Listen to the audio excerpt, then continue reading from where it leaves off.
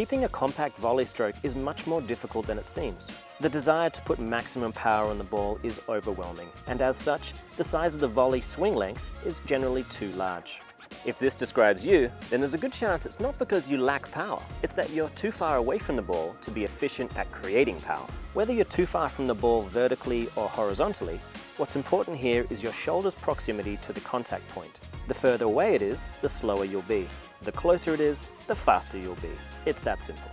What do you think about when you're attacked? Just get the paddle on the ball, right? Do you ever think about your footwork or your body height? Probably not. Let's look at what happens when a ball is hit below the net height when I'm standing tall.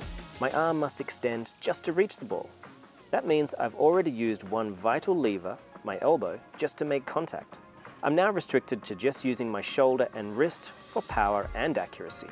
That's like asking a major league pitcher to go underarm. They could do it, but they'll never get the same power without the complete kinetic chain. That means the elbow.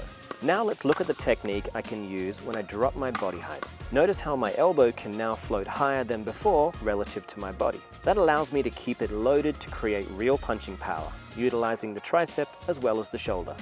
This will ultimately mean that you won't be so over-invested in your counterattack or punch volley reactions that you can't be ready for the next one. Remember, the golden rule of attacking is always to expect the ball to come back.